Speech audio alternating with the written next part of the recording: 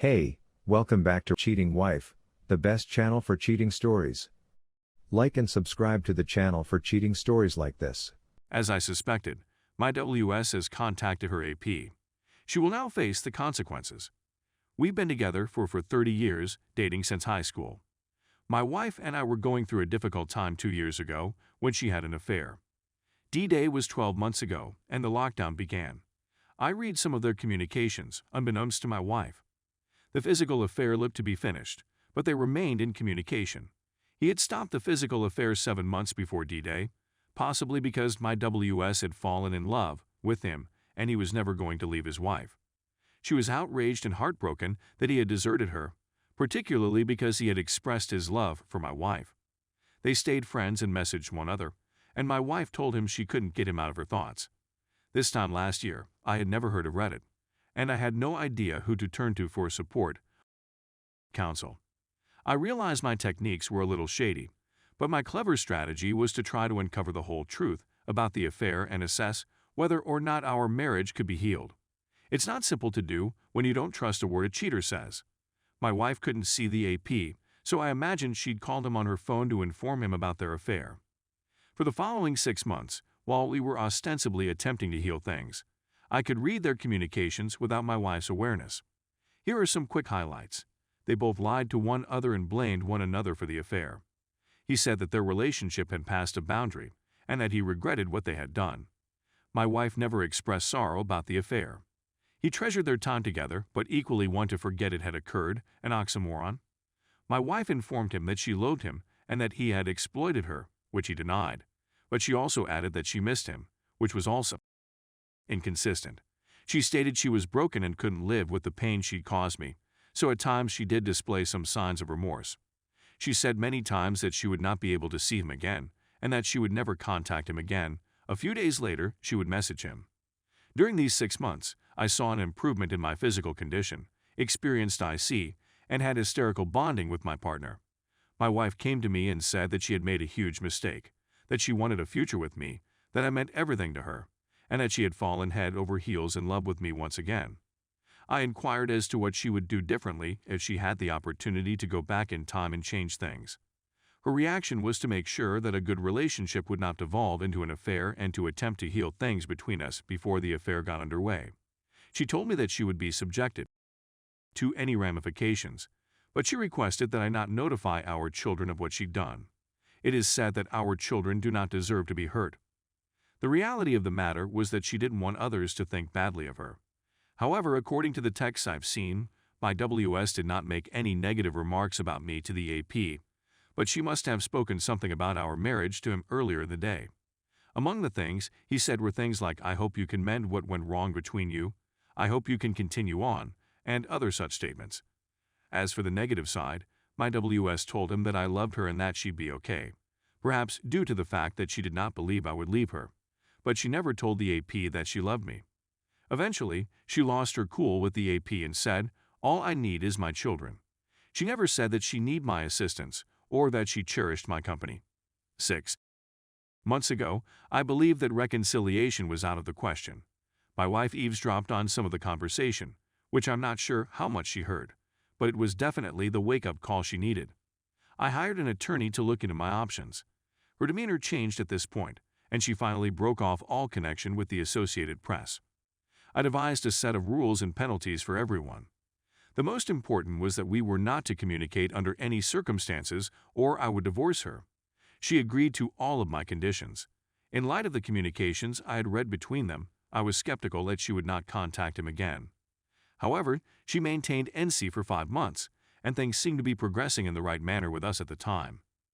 My wife learned a few weeks ago via a mutual acquaintance that the AP had an incurable condition. I expected her to contact him, and sure enough, she did. She has violated my confidence once again. To begin with, she sent him optimistic thoughts and hoped the therapy would be successful. But then she urged, "Get well soon and look forward to seeing you soon." And here's the ultimate blow to my wounded heart.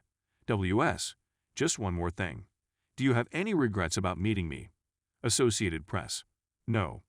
WS, good, neither do I. That's it, folks. I've had it with her. There is nothing worth fighting for anymore. I realize that divorce will be painful for me and our children, as well as financially difficult. I'm aware she has mental health difficulties, but she refuses to get assistance, and I can't make her. I realize it's pointless to spend any more time attempting to comprehend her behavior, but I'm still perplexed as to how she could do this to me and our children. I'm going to contact a lawyer again, this time without her knowledge, and have her served. I'm hoping to acquire joint custody of our kids. Our financial assets will be shared 50/50 as a starting point, but I intend to attempt to gain more than that by crook.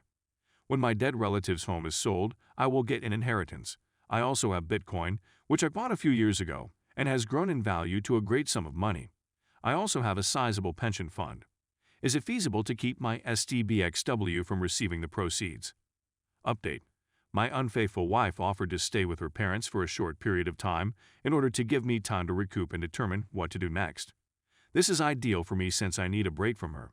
I can more effectively plan my escape route, and I can get valuable life experience both on my own and with our teenage children.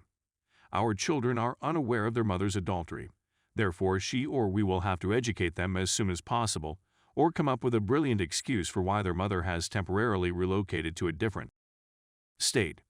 Obviously, the best course of action is to tell our children the truth, something my wife has been feverishly attempting to avoid, and as a result, I am waiting for her to rethink the proposed trial separation before proceeding.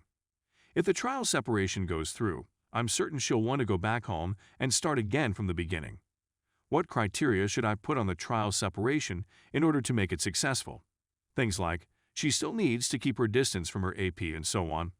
What about finally, but certainly not least, a recent story? The incident occurred this weekend when I happened to be riding my bike through a park where my wife and her AP had one of their trysts, which triggered me. I was aware that they had been immobile for about 90 minutes in a remote wooded area of the park because of the GPS tracking system. Despite the fact that she is completely unaware of what I know, I have never inquired as to the details of their sabotage. While I was well aware that they weren't having a picnic, and I wasn't anticipating the truth, I inquired as to what kind of she and her AP were having in the park and how long they had been there. Be prepared for the following remark. I'm not sure how long we were there since we had gone running. It was not exactly what you'd call a full-fledged encounter, but it was close. How would you describe the situation? I had inquired. I suppose I'm stumbling, she admits. I inquired about the situation more since it seemed a bit unusual. Was there any oral between you and him? Later on, she continued rambling on about her therapist, telling her that talking about the element of things is not a good idea at all. If the answer is yes, I explained it to them. Can you tell me where he went? He didn't, she said emphatically, because he didn't offer her cunnilingus. It seems that she didn't think he did either. To summarize, a significant amount of time is spent fumbling about with no apparent end result. A quick update on the mishandled event is provided below. I decided to go a bit more into her background since her story sounded a little strange. In my previous statement, all I wanted was the truth, and how could I believe whatever she says if she is continuing to deceive me? According to her, they did not engage in oral relations, but rather tried total intercourse, during which he was unable in obtaining an erection. It's true that I now believe her, but why wouldn't she? Is it possible that she was attempting to spare him from embarrassment? Despite this, I still think she would have tried oral in order to get an erection from him. As a result, the story was changed to include more than an hour of attempting to convince him to hit hard and failing miserably. She claimed that he did not have any ED in the prior parks, implying that this area was not to his liking.